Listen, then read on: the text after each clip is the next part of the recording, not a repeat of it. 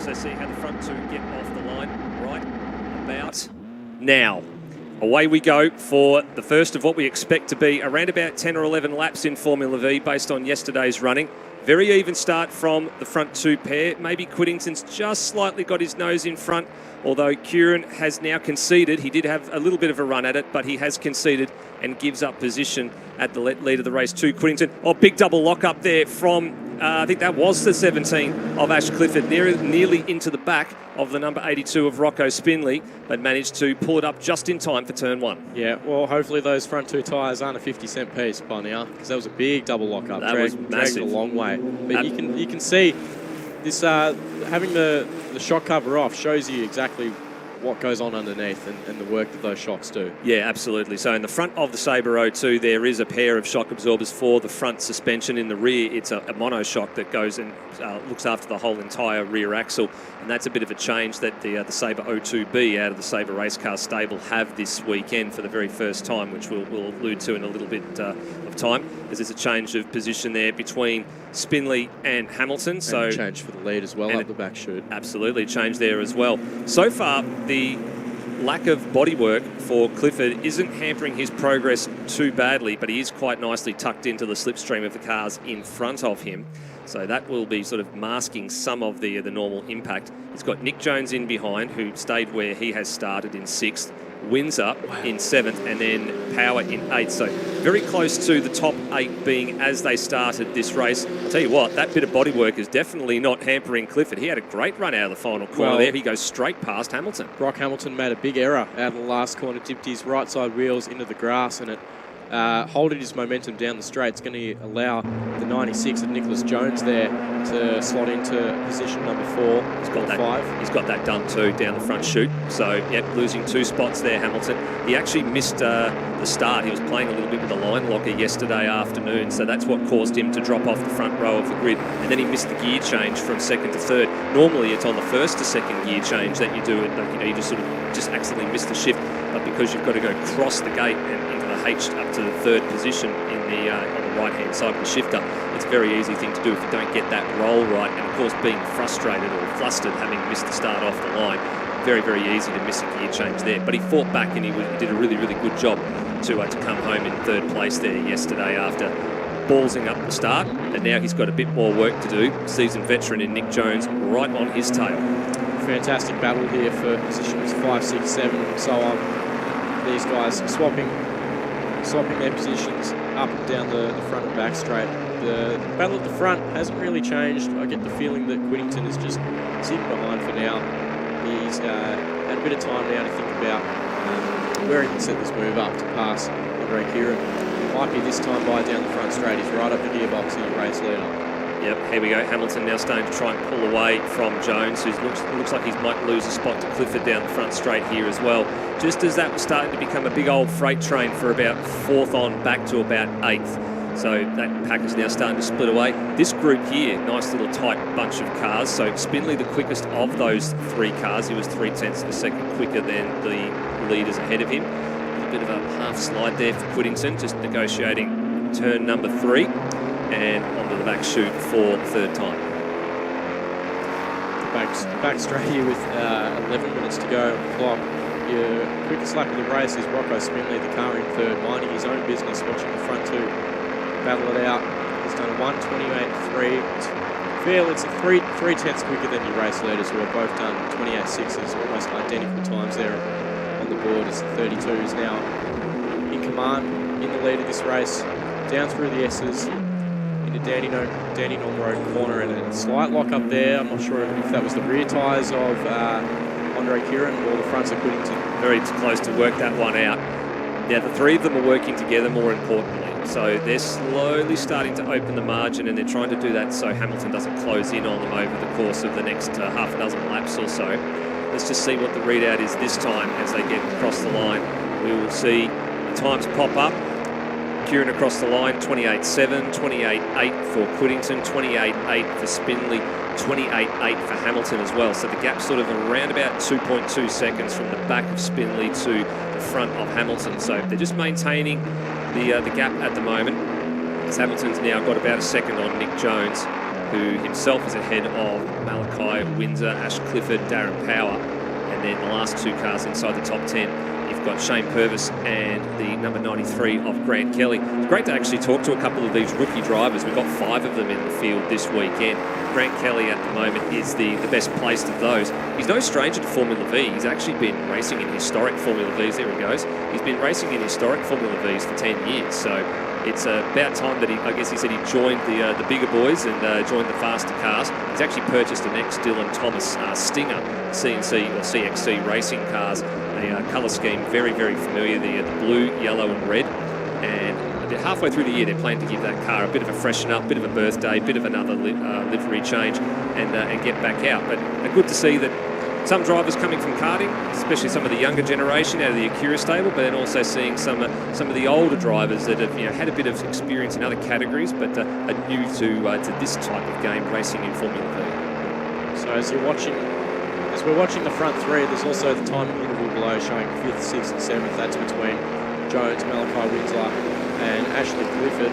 That's the 2 battles that we're focusing on throughout this race. Looking at the front of the field, I don't think there's going to be a lead change going to turn 1, so we focus our attention back to the 17 there of Ashley Clifford. Have a look at Jones. He's looking in the mirrors. He's like, where's Malachi Windsor? He's furiously looking left and right, hoping that he's not going to have a send up the inside there. But Windsor's quite calm under pressure there, and he decides to not threaten the number 96 going down into turn number 1. Lucas Kawam yesterday mentioned that he loves having Nick Jones around because of all these youngsters. They're the 4 teenagers that they've got, and then Darren Power, who's on the other end of this train, and then Nick Jones. They're the older men in the stable. Nick Jones, no stranger to Formula V. He's been around for many, many years, and he just likes the fact of having that experience around the garage, having the youngsters that can pick his brain and get some sort of idea about what they're doing right, what they're doing wrong, and learning from it as they go along in their career, which is great to see. And this young man here in second place is one of those that's probably starting to benefit from some of the experience of Nick Jones. He's just gone past Ash Whittington, moved himself up into second place. That's the first sort of sign that maybe he's got that confidence under the car now. Maybe they've just tailored the number 82 Acura Motorsport machine to just slowly come on to be a little bit better at the end of the race, more so than being at the front. The first half of the race is maybe about biding your time and just seeing what's underneath you and what everyone else is doing. And then the second half of the race is, right, it's time to push the go button. Jaser is really taking it to the Sabres, which are either side of him. Let's see what he can do against the number 32 down into turn 1. He's going to pull out for the race lead. Bold move from Rocco Spindley. Lovely pulls it move up nicely and gets the job done, but like every lap here at Sandown, he's probably going to get towed past on the back straight, depending on the margin. He pulls out through the chicane here, but we'll have to see what goes on. The number 1 there of Ashley Whittington, just biding his time. He's in 3rd place. There's still 6.5 minutes to go on the clock, so anything can happen between now. The 4th place car, Brock Hamilton, is sort of in no man's land. He's sort of all on his own. If these guys at the front start battling a little more, he might be able to catch up and make it a 4-way battle for the lead like we saw yesterday. He slowly started to lose a little bit of time. He did a personal best last time around at a 28.5, but the leaders were all in the low 28s. In fact, Spindley with that move down the front straight, coming on to make that pass to the 27.8, lowered the benchmark for the fastest lap of the race. He's just given that position back to Kieran heading up the back straight, which is not a surprise, all things considered. That is pretty much acting like a parachute if you're running out there in front, and the car behind gets quite a substantial slipstream advantage over you. But I like the move. I like the way of thinking. He's basically showed his nose and showed his threat here. Oh, Whittington extremely wide at the final corner. I wouldn't be surprised if maybe he just glanced the grass that's on the backside of that curb on the exit of turn 12. There's a little hole there that you've got to be careful about. It happened to the number 11, Brock Hamilton, a few laps ago, where he holding his momentum out in the last corner. Changed for the lead again, the 82 going through on the 32 there. So Rocco Spindley is really finding his feet. Here comes Jones. He's going to go back past the 17. Or not quite. That was a close run thing between Clifford and Jones.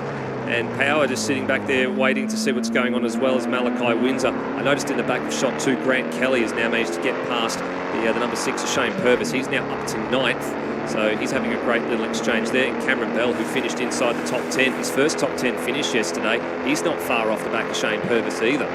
You know more about this me, but how many seasons has Rocco Spindley done? This is his second full year. He came about halfway through 2023, and he had first full year last year. This is his second full year, so he's been doing it roughly about 2 years if you look at the way the math is. But he's learned a few lessons and a few hard truths over the last sort of 18 months, and now I think he's starting to get. Oh, there's a moment for Ash Clifford. He's lost a rear, and he's going to hit the fence there. That's not a good sign there. I'm not sure if he's had a moment. Maybe the wheels either failed, the hub on the has failed, or the inside of the wheels failed, or he's made some contact. But thankfully, it's not a heavy impact into the wall. But this will immediately trigger the safety car. So who is in front at this point? Kieran's gone across the line in front, but the yellow flags are not out just yet, and they probably will be fairly soon. And I'll tell you what, if it's going to come out, this move better be done pretty quickly, because Spindley down the inside of Kieran to the lead of this race with 4 minutes to go. That could be the crucial move that gives him a race win if they pull the safety car in the next few seconds or so. There will definitely be double wave yellows at the top of the hill, which means no passing at the end of the back straight. You've got to get it done before the yellow flag zone. So let's see what happens here.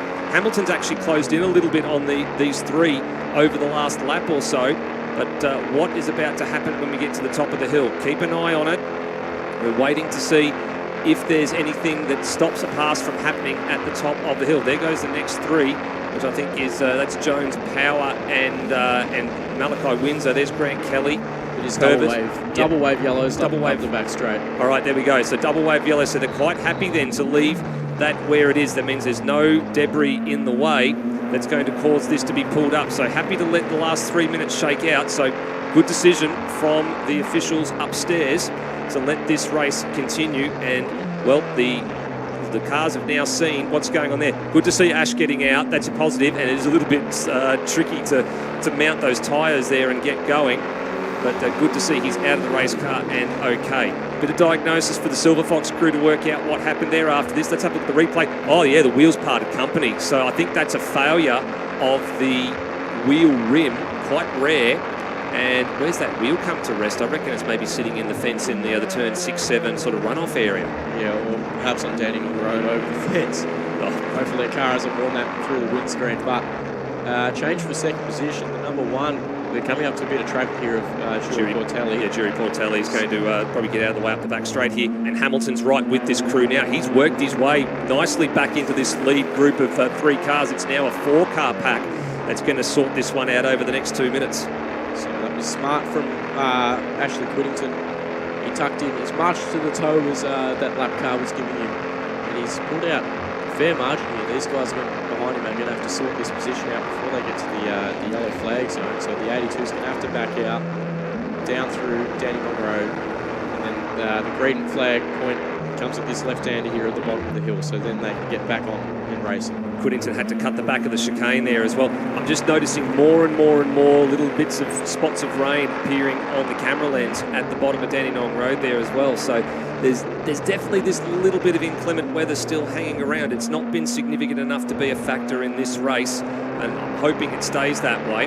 Kieran's got a little bit of an air margin here now. He's probably got about 3/4 of a second, I would say, just over Whittington. Let's see what it is when they come across. It's in fact not too far north of that. It's just over 8/10 of a second.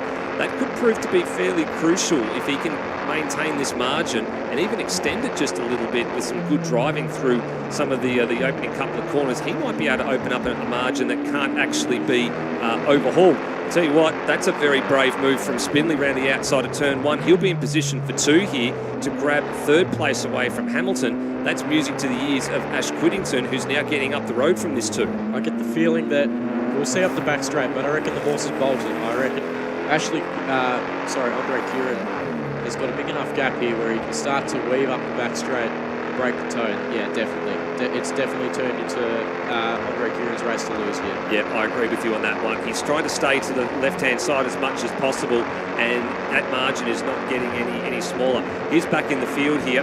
Matthew Bode leading several cars coming down into turn number 1.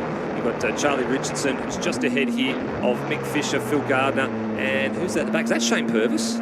That is Shane Purvis. So he's had a moment somewhere and has dropped out of the top 10. He was running 10th last I checked. He started at 11th. He started at 11th, and he's now running in 14th. So that's elevated. So Grant Kelly had already gone past him in the early going. He's moved up to 8th because of the demise of Ash Clifford. Matthew Bode is running in 10th, so 30 there in the front shot. That's the last spot inside the 10. If any of these drivers behind him can just reach out and grab it. And then Cameron Bell has actually moved into 9th place. And he's at the moment 1 position higher than what he started. And that would be a career best finish for him if he can keep going. Last lap orders being shown this time by from the leaders. They have already passed the stripe. They're already up to turn 2. And there's, I don't think that's a change for position between 2nd and 3rd. I think they're still running in the same order. Yeah, you can tell that by the time on the screen. So it's still showing Whittington in 2nd place. That's true. They haven't changed positions. So now it's turned into a race here for 2nd, 3rd and 4th. Brock Hamilton has had a few laps to catch the back of this group, and he will be sizing his move up the back straight. They've got to get this done before they get to the double wave yellows. Yeah, it'll be a difficult thing to do. The double wave yellows will come up in about 200 metres time. It's done. It's done. So it's actually, well, we've got to be careful here too, because who's ahead at the yellow flag zone? It's Spindley. So he's up to 2nd place. So Whittington has to concede. He's going to chuck it up the inside here at Dandenong Road corner. This is what the decisive move happened yesterday. It's almost like a mirror repeat again, although Spindley just couldn't get the power down on the exit curve there to hang on to 2nd place. He actually drops, he might drop back to 4th here, with Hamilton going to try and go the long way around at 11th. That puts him on the inside for 12, and he gets it done. He comes out with 3rd. So Curran will get the win. That'll be 2 from 2 for Andre Curran, 2 2nd places for Ash Whittington, and then 3rd place for Hamilton. So 2nd and 1st as they were yesterday.